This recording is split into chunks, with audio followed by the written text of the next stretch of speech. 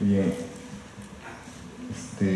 Bueno, como expositores del curso y también a la vez como panelistas, nos acompaña el ingeniero Jerry Rosas, el ingeniero Félix Guerra, el ingeniero Alfredo Fayete también, quienes también van a ser parte de la exposición y van a participar también con opiniones en cada artículo que sea necesario alguna aclaración. Por favor, le damos la bienvenida con un aplauso a ellos.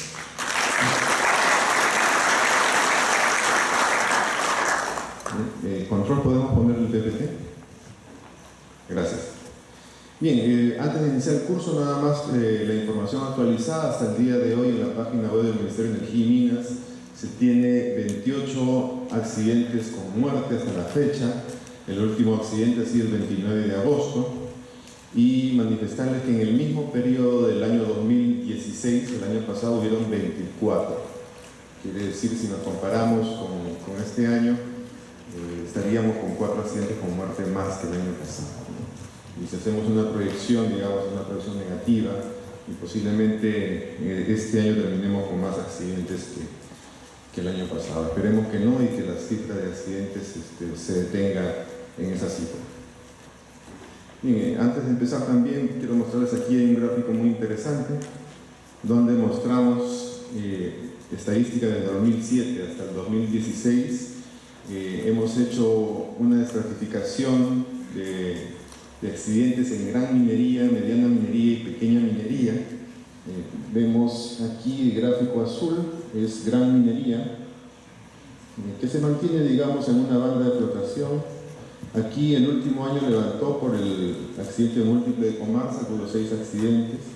Vemos la pequeña minería en rojo, que tiene una tendencia a disminuir, y la mediana minería es la que tiene la mayor cantidad de accidentes, pero sin embargo también muestra una tendencia decreciente. Y aquí vale resaltar que está la mayoría de minas subterráneas, y son lo que ya ustedes saben que la mayoría de accidentes es por caída de rocas, ¿no? Y aquí vemos ya el gráfico en porcentajes. El 64% de accidentes está en la mediana minería, en la pequeña minería, minería artesanal el 21% y en la gran minería el 15%, ¿no? Para mostrarles algunas cifras que hemos creído importantes tener.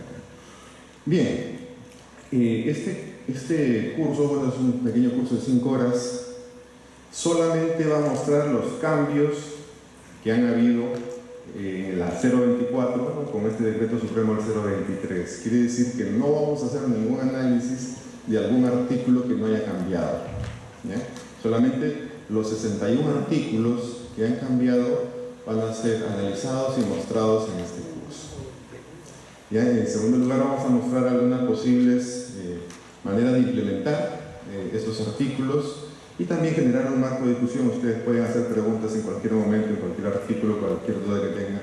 Y bueno, y nosotros vamos a tratar de absolverlas y tratar de explicar también cuáles han sido algunas de las razones por las cuales ha cambiado el reglamento en estos 61 artículos. Entonces esa va a ser la dinámica. Este es el contenido del 024. Vamos a ver que en el cuerpo han habido 61 artículos que han cambiado y en los anexos y guías se ha adicionado el anexo 16A referido a los exámenes médicos y el anexo 38. ¿Ya? O sea, ya no hay 37 anexos, no hay 38 y sumado que hay un anexo 16A. Y que lo vamos a ver también uno por uno.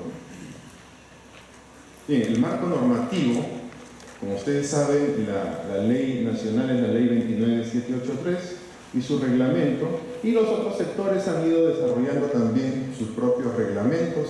Nosotros sabemos que el reglamento minero viene del 1903, el primer reglamento minero, y de ahí, bueno, ha ido desarrollándose. En los últimos 20 años han habido 4 o 5 reglamentos que han salido. Sin embargo, la ley salió recién en 2010, ¿no? En 2010.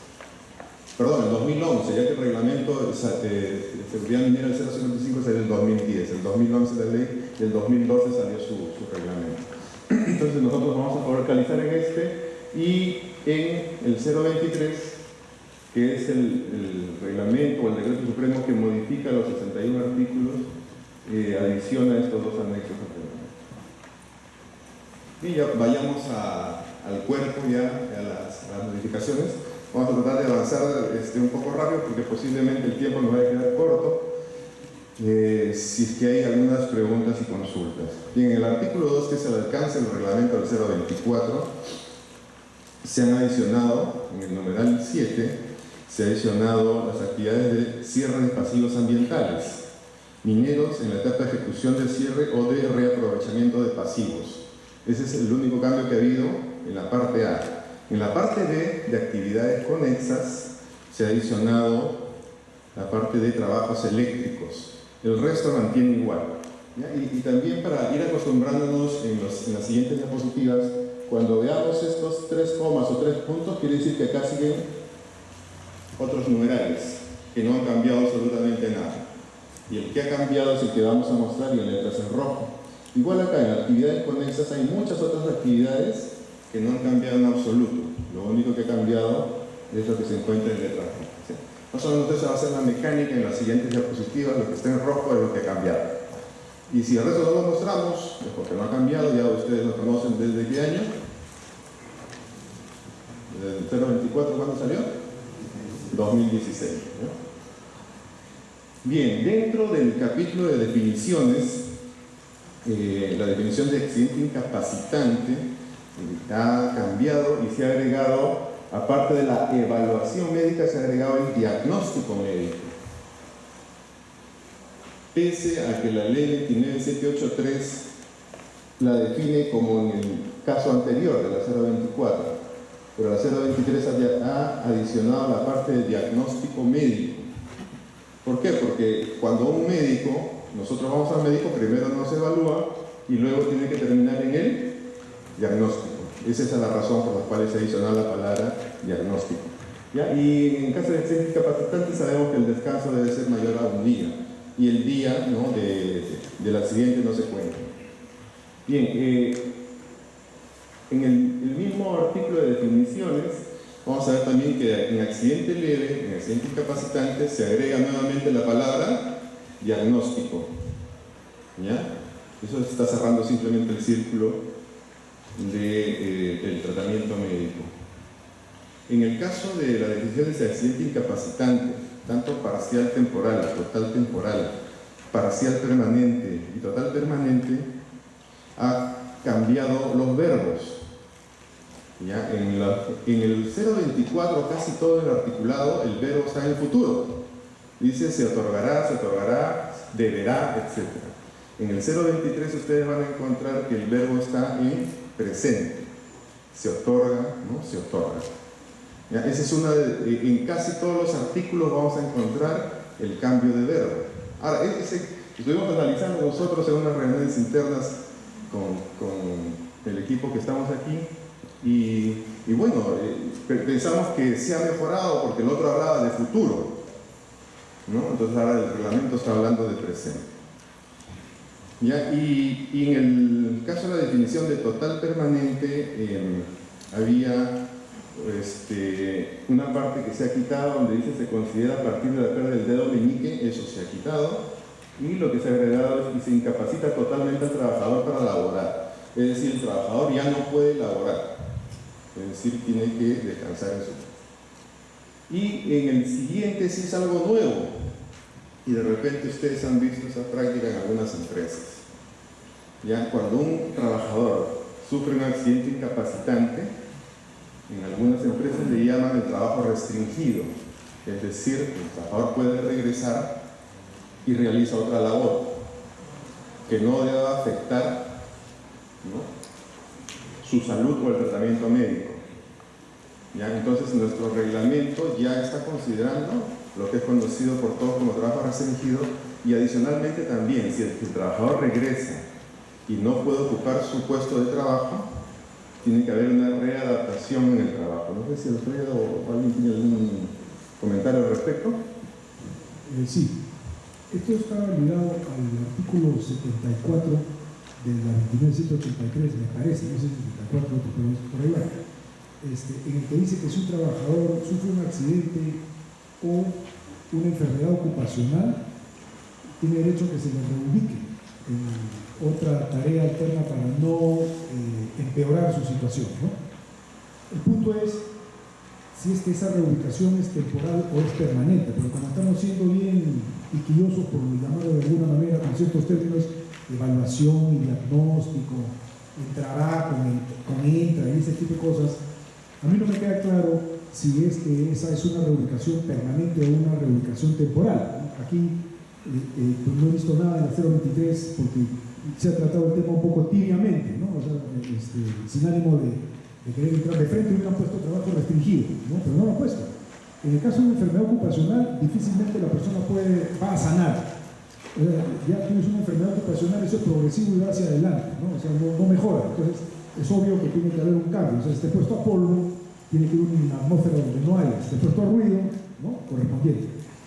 Si tiene un accidente incapacitante parcial o total permanente, entonces tiene que ir a un ambiente donde no empeore su salud. De hecho, actualmente hay una ley para reubicar a personas que hayan quedado discapacitadas por efecto de un accidente. En este caso, el tema de trabajo restringido no es una reubicación permanente, ¿no? O sea, si yo soy perforista y resulto con un brazo amputado, de repente ya no puedo seguir trabajando como perforista, tengo que ser ubicado en alguna otra labor en la que ya no me aumente el riesgo ni nada de eso, ¿no? Pero de manera permanente, no es nada más que, bueno, te vas a la otra labor por un mes y de ahí regresas hasta que te cicatrice la herida, no. Entonces, en este caso, yo no tengo claro, me imagino que ese es el espíritu, ¿no? O sea, el trabajo restringido, pero me pregunto por qué no lo pusieron de frente como trabajo restringido, ¿no? Sí, ahí también lo que nosotros pensamos que no se ha colocado porque no está definido lo que es trabajo restringido en una parte del reglamento y creo que tampoco en la ley 29783, ¿no? Lo que habla así es de transferencia, ¿no? De puesto de trabajo. Entonces, esto sí es nuevo y no estaba en reglamentos anteriores. Lo que sí se refiere es numerales 2.1 a 2.3, que es accidente incapacitante temporal, ¿no? Son los tres casos, ya sea parcial temporal, total temporal. En estos casos son temporales, digamos, ¿no? En cambio, en el 2.4 no aplica, digamos. O sea, pero el 2.3 parcial permanente, o sea, cuando es parcial, pero si es total permanente dice que imposibilita al trabajador de seguir laborando. Entonces, en este caso no entraría ni como transferido ni como trabajo restringido, ¿no? Ya el trabajador ya no trabaja. Ok, pasemos al siguiente, por favor. Bueno, seguimos en las definiciones. En la definición de carretera del lirio se ha quitado lo que es 5%, se ha reducido, ¿no? Ese vía o carril adicional que se construye para ayudar a la reducción de la velocidad de la maquinaria y controlarla hasta detenerla de una situación de emergencia, ¿no? Se ha mejorado, digamos, la redacción, no ha cambiado mucho, se ha quitado el porcentaje, eso sí. Tampoco había la definición de estabilidad física, porque dentro del cuerpo del reglamento se hablaba de estabilidad física y no estaba definido qué cosa era estabilidad física. Ahora sí, este decreto supremo lo ha definido como comportamiento estable en el tiempo de los componentes o infraestructura operacional minera frente a factores exógenos y endógenos que eviten el desplazamiento de materiales con el propósito de no generar riesgos de accidentes o contingencias. este punto, Fernando, orientado a las supervisiones que realiza OSINAMIN de infraestructura minera, ¿no? Y ahí interviene bastante para taludes, para atascos, para presas, justamente lo que es estabilidad física, ¿no? Que antes no estaba claramente definido. Okay. Y también está desapareciendo la definición ambiente de trabajo y es reemplazada por lugar de trabajo. Y adicionalmente había otra definición que era centro de trabajo y también ha sido reemplazada por lugar de trabajo. ¿Ya? Incluso en la segunda parte dice, entiéndase que toda referencia al centro de trabajo en el presente reglamento se reemplaza por lugar de trabajo. O sea, ya en todo el reglamento, si nosotros vamos a encontrar la palabra centro de trabajo, hay que reemplazarla por lugar de trabajo, que es el lugar donde los trabajadores desarrollan su trabajo, su labor, ¿no? No tienen que acudir ahí para eso. La presentación la vamos a colgar en internet, le vamos a dar el link a ustedes para que cada uno de ustedes lo pueda bajar, ¿ya? Así como está a colores, que no se preocupen. Bien, esta definición también de centro de trabajo, ven acá que nuevamente es crear confusiones, ¿no? Aquí centro de trabajo, ¿no? Esta ha sido reemplazada por unidad minera o unidad de producción. ¿Ya? Y la define pues ya de manera más extensa, y en la segunda parte también dice en adelante que la definición de centro de trabajo, unidad de producción, unidad minera ha sido reemplazada por este alcance. Se refiere a esta definición que hemos colocado en la parte. ¿Ya? Hay una mejor redacción, pensamos. Vamos a empezar ahora el título segundo, que es de obligación al titular minero.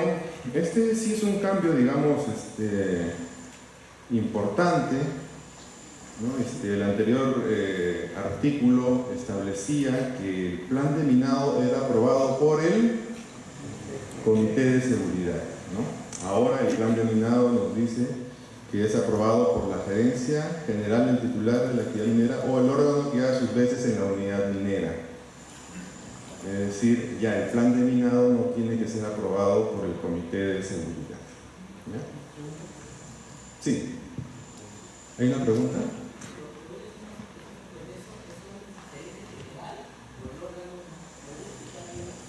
Sí, aquí en la siguiente parte dice gerente general o el órgano que haga sus veces dentro de la unidad minera o unidad de producción. O sea, puede tener gerente de operaciones o superintendente, etcétera, etcétera. ¿Ya? Deja la salida. ¿Hay una pregunta aquí? ¿No?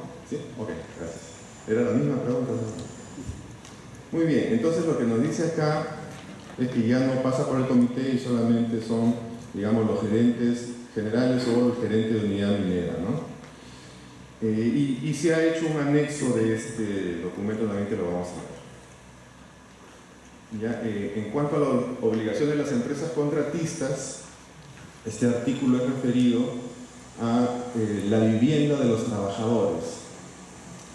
En el artículo anterior obligaba al titular minero que haga inspecciones trimestrales. ¿Ya? Ahora en este caso lo que dice que estas inspecciones van a estar a cargo del contratista, y además adiciona las palabras que están en rojo, dice cuando corresponda se proporciona vivienda a los trabajadores. ¿No? A esa frase, cuando corresponda, ¿a qué se deberá? ¿Qué creen ustedes? Cuando corresponde entregar vivienda o proporcionar vivienda a los trabajadores.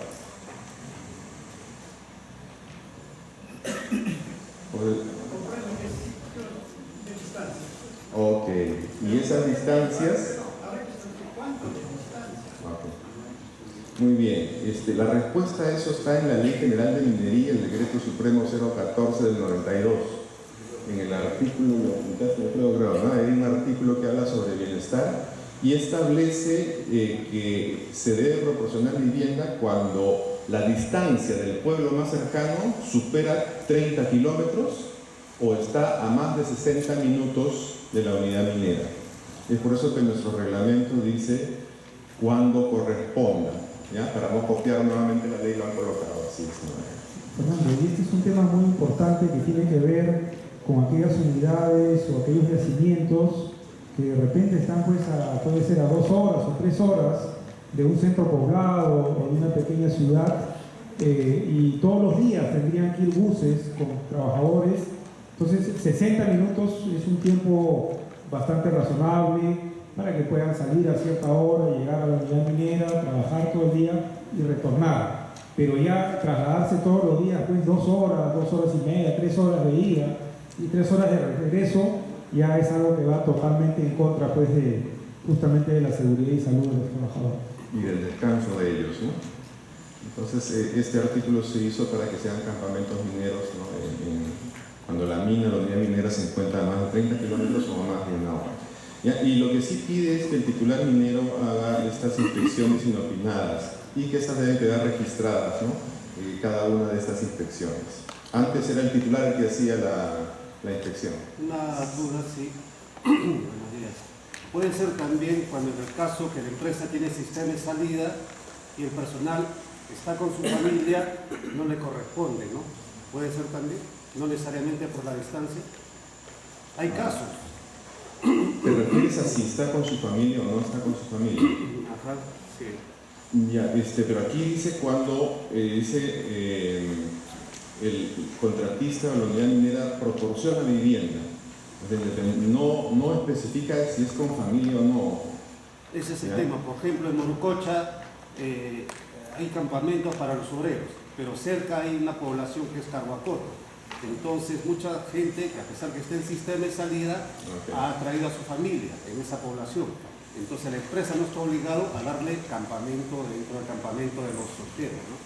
Claro, en esos casos depende de la unidad minera si proporciona o no. Y lo que estamos viendo nosotros es de que si es más de 30 kilómetros o más de una hora, debe de brindar. Si la empresa desea o tiene un acuerdo sindical, un convenio colectivo, puede, digamos, superar este estándar, ¿no? Distancias menores o tiempos menores también. Pero es interno, ¿no? Es interno, cada empresa lo hace. Bien, vamos a entrar al título tercero. Este de Comité de Seguridad, ese es uno de los capítulos, digamos, que trae mucha discusión, ¿no? Y que ha habido múltiples reclamos de muchos sectores con respecto a la 024.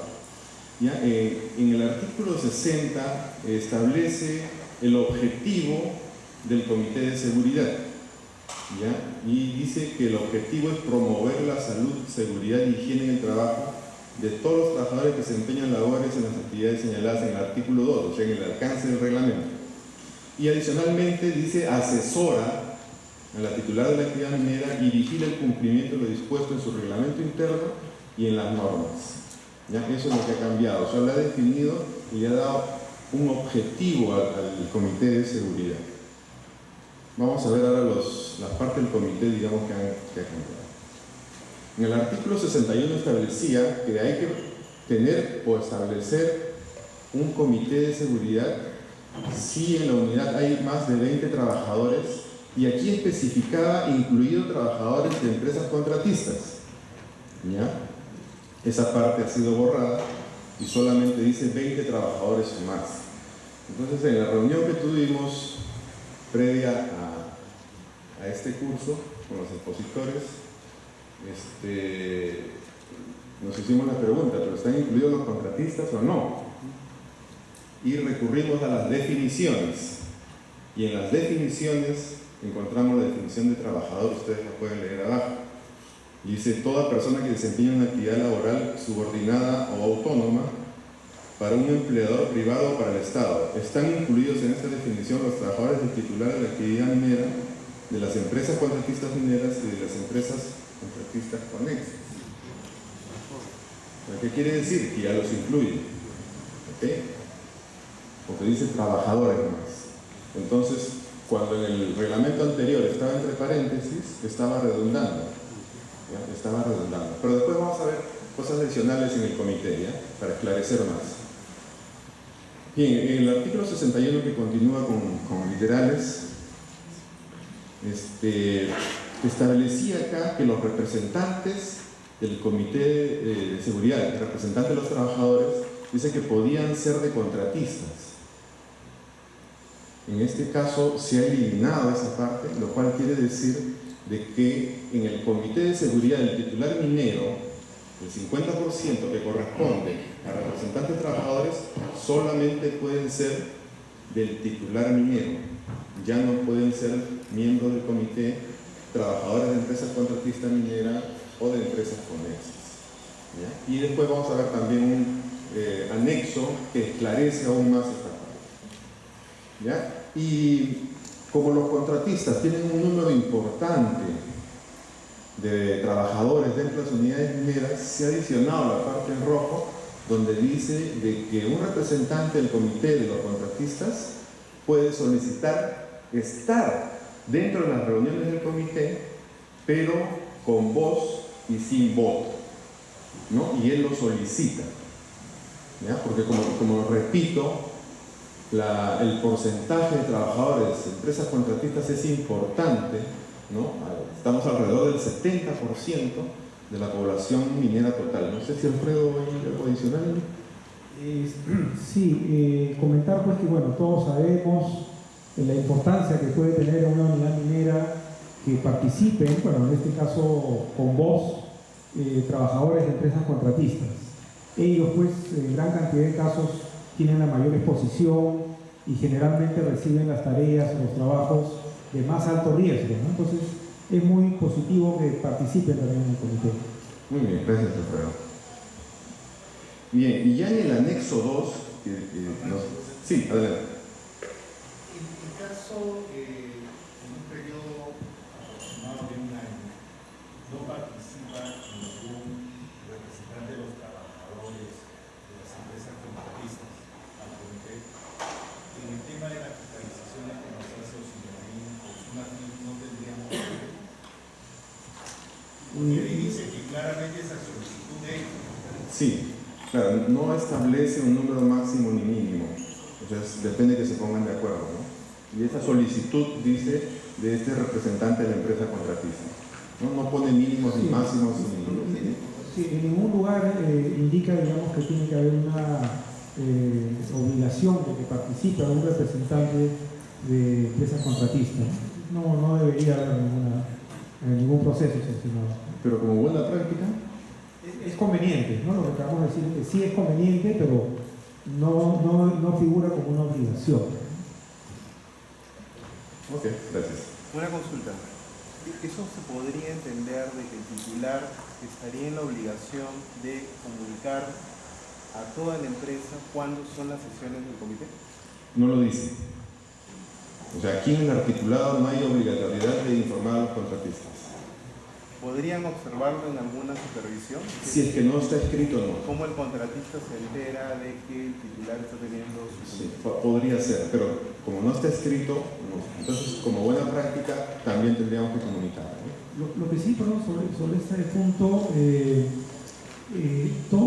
todas las empresas contratistas y todos los trabajadores deben conocer este reglamento también, el 024, el 023, y acá claramente se ve que todos los meses tiene que haber este comité de seguridad, e inclusive en qué días del mes tiene que haber, y ya de esa manera ellos prácticamente por esta norma estarían enterándose y pueden participar o pueden solicitar su participación.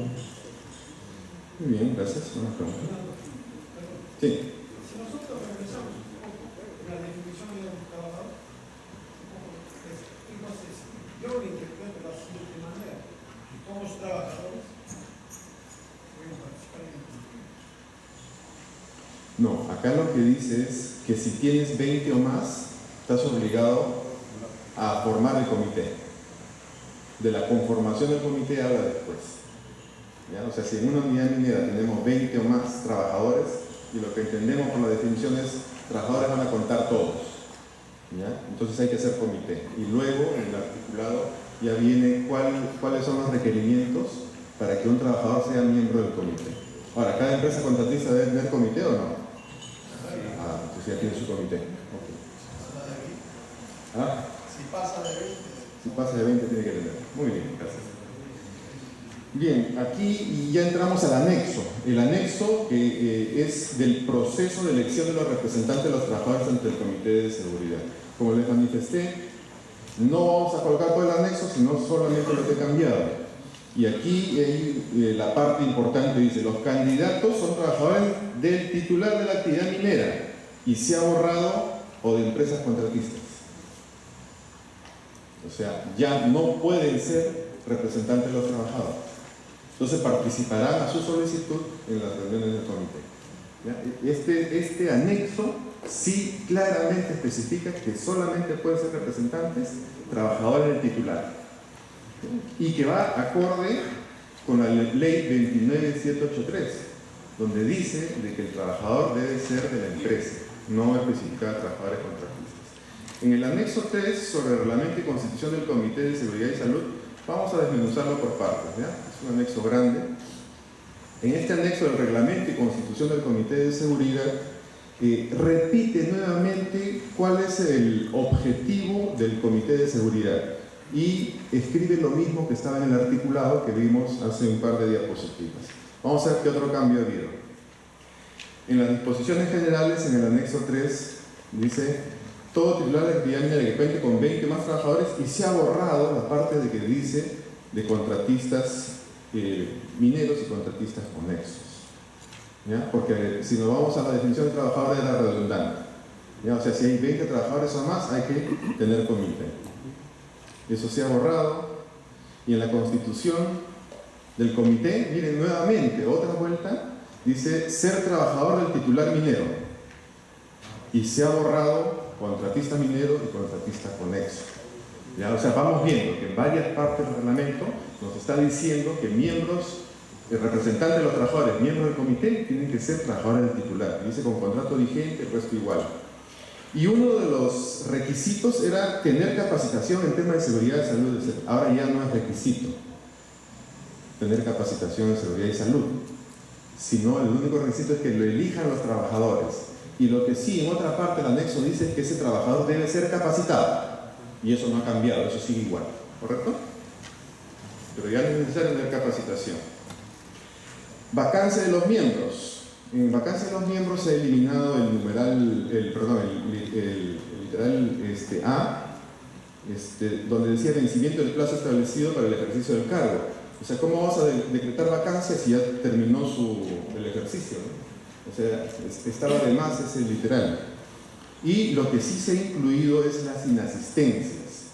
Lo que nos decía el literal B era que inasistencia justificada por 3 sesiones consecutivas, y ahora se ha adicionado 6 inasistencias, dice que no necesariamente sean consecutivas, pueden ser alternadas. En ese caso se declara vacancia a ese trabajador, ¿no? Y se elegirá, y bueno, dependiendo del reglamento que tenga la empresa. El resto se mantiene igual. Y esta es una de las cosas que sí realmente ha tenido, digamos, mucha discusión, ¿no?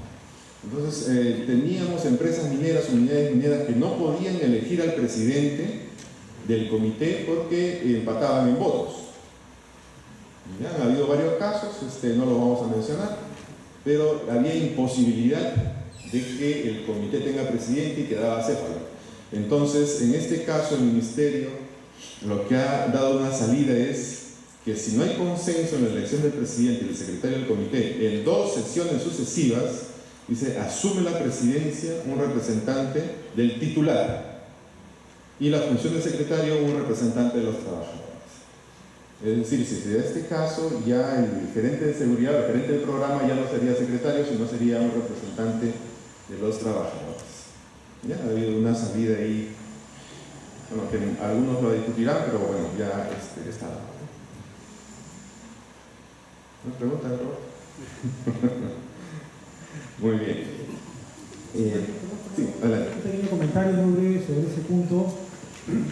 Se crea con este cambio una situación que puede ser un poco a veces peligrosa para algunas empresas, porque la función del secretario muchas veces tiene que ver, bueno, con la convocatoria del comité, con los acuerdos, con los documentos, con el archivo de los documentos, con temas médicos, etcétera. Y ahora va a estar, pues, digamos, podría estar en este caso un representante de los trabajadores. Si hubiera algún incumplimiento de ese comité o algún documento o algo que no es bien llevado y se hace una fiscalización, una supervisión y se podría encontrar alguna infracción, bueno, ahí podría haber un proceso sancionador para la empresa, ¿no? Que se habría originado si es que la persona que está llevando la función de secretario no lo hizo a cabalidad, ¿no? Entonces hay un tema que tiene que ser bien manejado. Yo te dije, Roberto, que sí tenías una pregunta. Ese tema lo podríamos solucionar con el reglamento y constitución del comité. O sea, ahí tendríamos que determinar cuáles son las obligaciones o responsabilidades del secretario del comité. Es la única manera para no diferir en el tema de salirnos de la norma legal. Excelente. En el reglamento interno del comité se pueden establecer las funciones claramente, ¿no? Hay salida siempre, ¿no? Bien, el artículo 63 también referido al Comité de Seguridad y Salud. Aquí ha cambiado los verbos, pero no es solamente un cambio de futuro a presente, sino que antes decía hacer cumplir, en cambio ahora dice vigilar el cumplimiento del presente reglamento. ¿Ya? Que son 2 cosas distintas. Hacer cumplir y vigilar el cumplimiento son 2 cosas distintas. Y en el literal E del artículo 63, donde dice llevar el libro de actas de todas las reuniones, dice que puede llevarse de manera electrónica si es que se cuenta con un sistema de firmas digitalizadas. Nos hemos estado haciendo la pregunta ¿qué significa eso? ¿No? Si es simplemente escanear las firmas o es colocar claves para que cada uno pueda colocar su firma, ¿no? Y esto no está definido en el reglamento, no está definido qué es lo que significa firmas digitalizadas. Y me explico, o sea, una cosa es tener la firma escaneada y otra cosa es, por ejemplo, como en los bancos, usted tiene un token o una clave numérica, esa también es su firma digital. Entonces aquí no especifica. Entonces las empresas que opten por este tipo de firmas digitalizadas establecerán también sus mecanismos de control, ¿ya? Porque una firma escaneada es muy peligrosa, ¿no? Muy bien. Bien, seguimos con el artículo 63. En el artículo 63, bueno, que tiene muchos literales, una de las cosas que se ha quitado, y vamos a ver más adelante, una adicional, es que se le quita al comité esa posibilidad de sancionar, ¿no? Porque según las normas laborales, solamente la empresa, por intermedio de su área de recursos humanos, talento y personal, dependiendo de los nombres, son los encargados de las sanciones, no los comités de seguridad, y por eso se ha quitado de varias partes de este reglamento. Y en el literal H, donde decía que el comité aprobaba el plan de minado, ahora lo que dice es que debe supervisar el cumplimiento del plan de minado. Es decir, el plan de minado ya no debe pasar por aprobación del comité de seguridad. Y en el literal J, lo mismo pasa con las autorizaciones o el uso del ANFO. Ya no es necesario la aprobación del comité, lo que va a hacer el comité es supervisar el cumplimiento digamos, del plan del uso de ANFO. Aquí también creo que algunas empresas tenían problemas, ¿no?, en la aprobación del plan de minado. Este es el anexo 1, que es el plan de minado. Ustedes pueden ver, ha cambiado algunas cosas que están en azul.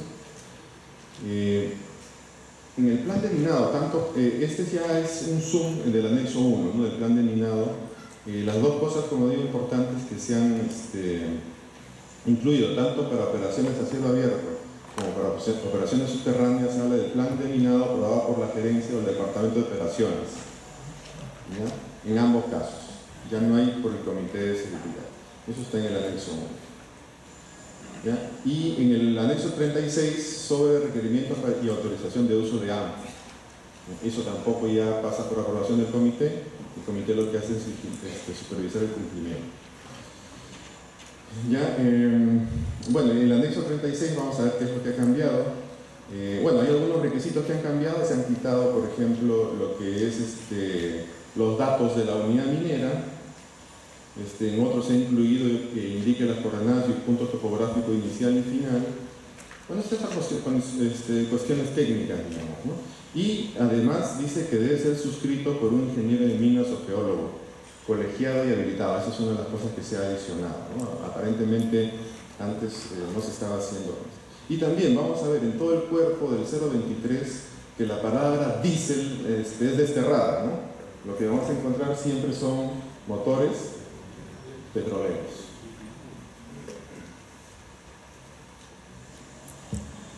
Ya, en esta parte también del requerimiento para el uso de ANFO para minas subterráneas, se ha quitado, se ha borrado lo que era establecer las características del colorín de ANFO. Eso se ha borrado, o sea, hay un numeral menos.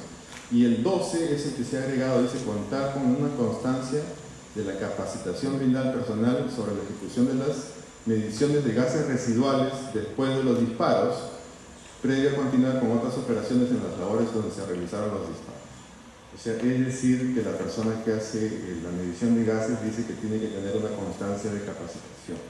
¿No? No sé, Alfredo, ¿tienes algo?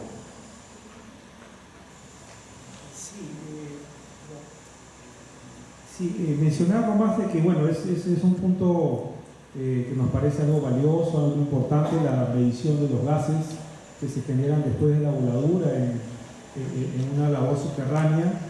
Indica solamente que es una persona capacitada, ¿no? Ahí también, bueno, pudo haber sido un poquito más exigente de repente, pero bueno, de todas maneras es un avance para poder monitorear este tema de gases tóxicos que pueden ocurrir en la labor subterránea. Ok, gracias. Bien, como les manifesté, se ha quitado al Comité de Seguridad y Salud la posibilidad de imponer sanciones, ¿no? Y se ha reemplazado con otro artículo donde dice que más bien el comité, cuando hay investigaciones, inspecciones, informe a la gerencia sobre los hallazgos obtenidos, ¿no? Como digo, esto es acorde a las normas laborales existentes actualmente. Un comentario en el anterior, bueno, fuera de que ahora el comité tiene un peso específico mucho menor, ¿no?, del que tenía antes, ¿no?, y encima mucho menor del peso específico que tiene si se hubiera conformado, como dice la 29783, ¿no? En este caso es rector, en este caso es casi un saludo a la bandera, ¿no? Entonces, acá, por ejemplo, hay una parte donde pone, dice, el resultado de la investigación de la causa de los accidentes, incidentes, etcétera, con el propósito que se inicie investigación. O sea, que se inicie investigación de qué, los responsables, esa parte yo no la tengo clara, no sé si alguien del público. Pues poner en conocimiento del alta dirección titular de actividad minera que se precise en el reglamento interno el resultado de la investigación. Ya se investigó, ya hay causas, ya hay acciones correctivas, etcétera. Y más abajo dice, con el propósito que se inicie investigación. Pero que se inicie qué investigación si ya se investigó, o es para buscar algún responsable. Y ese no es el propósito de la seguridad, ¿no? No es buscar responsables, no es buscar fallas en el sistema. Y también, digamos, son literales distintos, ¿no?, en cuanto a fondo y contenido, ¿no? El primero hablaba de las sanciones, el segundo solamente habla de poner en conocimiento a la alta gerencia de ciertas investigaciones de incidentes peligrosos, accidentes y enfermedades en el trabajo, ¿no? Bueno, si diríamos que son investigaciones más profundas, de repente realizadas por los especialistas de la empresa, especialistas externos, ¿no? Bien, en el literal M se ha especificado nada más que los trabajadores nuevos reciban la capacitación en temas de prevención de riesgos, ¿no?, detallados en el anexo 4 y 5. El anexo 4 es de inducción, ¿no?, inducción general, y el anexo 5 específico, ¿no? Muy bien. Gracias. Bueno, aquí ha habido algunos pedidos durante años, ¿no? Se ha luchado, digamos, por incluir otro tipo de ingenieros, ¿no? Casi han hecho huelga otro tipo de profesionales, ¿no? Entonces ahora se ha ampliado el abanico de posibilidades. Antes el gerente de seguridad y salud ocupacional solamente podía ser minero, geólogo, de ahí se ha ido ampliando metalurgista. Bueno, ahora lo que se ha adicionado es lo que se encuentra en rojo, que son los ingenieros químicos. ¿Aquí hay algún ingeniero químico? Okay. Tiene un buen poder específico, digamos, en la norma. Ingenieros metalurgistas, ingenieros de seguridad y higiene y seguridad, o ingenieros de seguridad industrial y minera, ¿no? Son 1, 2, 3, 4 carreras más, ¿no? Y bueno, y los mismos requisitos: colegiado, habilitado, ¿no? Y lo que sí hay que tener presente es que se pedía antes con experiencia de 5 años en explotación. Ahora lo que se pide es en actividad minera, ¿ya? O sea, se sigue ampliando el abanico, ¿no? Y la pregunta es: ¿qué cosa es actividad minera? Está definido en la ley, ¿no? Está definido en la ley. Son 4 actividades, ¿no? ¿Me ayuda? Exploración, desarrollo, explotación y beneficio. O sea, quiere decir que estos profesionales tienen que tener un mínimo de 5 años de experiencia en cualquiera de estas 4 actividades, antes solamente de explotación. Ahora, lo que sí yo no le veo sentido es esa parte que dice colegiado y habilitado.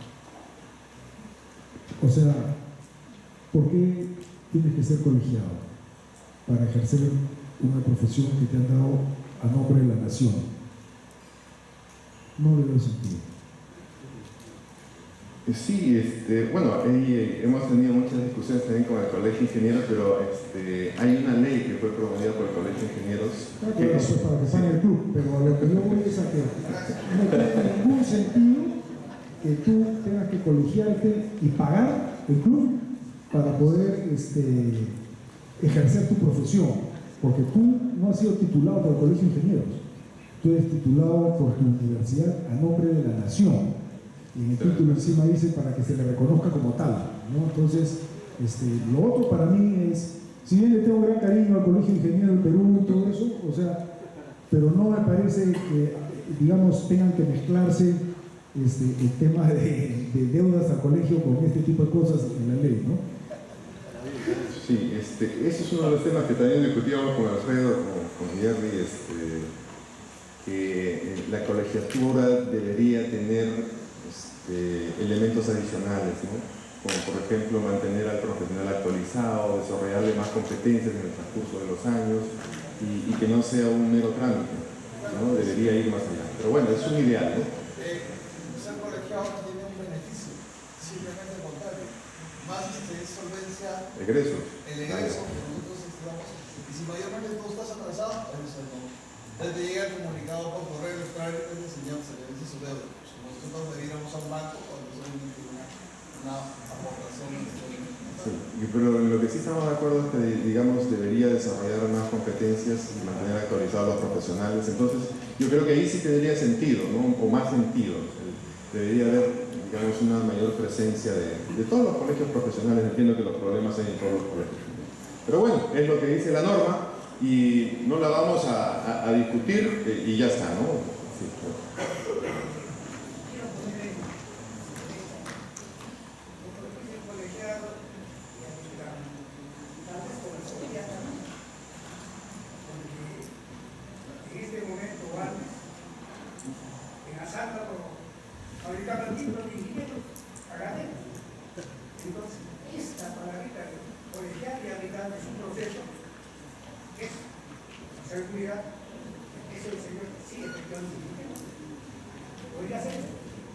Sí, sí, pero hay un dato adicional también que ahora en SUNEDO está la base de datos de todos los profesionales de todas las carreras. Entonces también es una... Pero bueno, no discutamos, sino está en la norma, o sea, ya no la podemos cambiar y nada de eso. O sea, No, pero bueno, yo creo que para la próxima. sí. O sea, hay que estar alerta con esta clase de cosas, ¿no? Está bien que estén ahí, pero uno no tiene por qué aceptarlo así. Sí, yo creo que más bien debería ser que se desarrollen más competencias, ¿no? Pero bueno, eso podemos discutirlo de repente en otra reunión un poco más amplio y sí.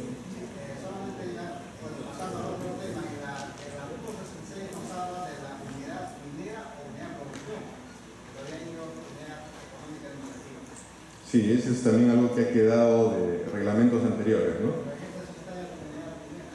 ¿Está como? Comunidad minera, ok, entonces vamos a corregir eso. Y para el caso también de minería artesanal y pequeña minería, también se introducen las mismas carreras, ¿ya? Se introducen las mismas carreras y aquí sí es un poco más bajo, digamos, el estándar, no pide 240 horas de capacitaciones, sino 120 nada más. Pero bienvenida a las otras carreras que ya pueden asumir el cargo de gerencia. Bien, aquí también el gerente de seguridad y salud ocupacional de los titulares que se dedican solo a actividades de beneficio y al almacenamiento concentrados, también se han adicionado las siguientes carreras: ingeniero de higiene y seguridad o ingeniero de seguridad industrial o minera. Ya el resto se mantiene igual. Pero ahora, digamos, puede haber una mayor oferta de profesionales para que puedan ocupar estos cargos, mayor libertad de las empresas también para poder elegir a los profesionales. Ya no está solamente sesgado a una sola carrera. En la parte que habla del ingeniero de seguridad y salud ocupacional, la parte de cambiar el verbo de futuro a presente, también introduce estas dos ingenierías, dos carreras más: ingeniero de higiene y seguridad y ingeniero de seguridad industrial y minera. ¿Ya? Y en la otra parte, adicional al ingeniero de seguridad y salud ocupacional, ¿no? Es una frase, nada más. El resto se mantiene igual. Bueno, entramos a la capacitación, que es otra de las cosas que ha cambiado bastante, ¿no? Algunos respiran y suspiran por este capítulo, ¿no? De 160 horas que habíamos interpretado, bueno, se ha reducido bastante. Bueno, una de las cosas que se ha dado libertad al titular minero era que en el 024 se prohibía prácticamente las capacitaciones virtuales. En este caso ya no se prohíbe las capacitaciones virtuales, pueden existir, y lo que sí nos dice es que las capacitaciones prácticas deben ser presenciales. Bueno, eso estamos, creo que todos totalmente de acuerdo, ¿no? Porque nadie ha aprendido a nadar en el televisor, ¿no? Ni temprano. Entonces, las capacitaciones prácticas deben ser presenciales, y en la capacitación en general, en todos los artículos de capacitación, dice que se debe brindar capacitación bajo dos enfoques: de acuerdo al puesto de trabajo y de acuerdo al IPRC. Es decir, ya no hay cursos obligatorios para todos. Es de acuerdo al puesto de trabajo y de acuerdo al IPRC. Que era, creo que, el pedido de la mayoría de empresas mineras, ¿no? Uno decía, no, pero ¿por qué es obligatorio estos cursos? Y lo que se ha quedado, estaba en otra parte de los artículos, es que estos cursos pueden ser dictados tanto internamente por el titular como entidades externas. Lo que te pide sí que sean especializadas, ¿no? Es naturales o jurídicas, ¿no? Internas o externas a la organización. ¿Preguntas aquí? No, está bastante claro, ¿no? La capacitación debe ser de acuerdo al puesto de trabajo y al IPRC del área. Sí, tengo un comentario, Fernando, sobre este punto que se repite en varios artículos de ahora de la modificatoria. Consideramos que en capacitación y en muchos temas más de seguridad no es conveniente a veces establecer medidas o establecer programas o acciones a veces muy exagerados o para personas que no van a estar expuestos a esos riesgos, porque lo único que se logra es a veces perder tiempo, aumentar costos y hasta crear rechazo y aburrimiento hacia ciertos temas que la persona no ve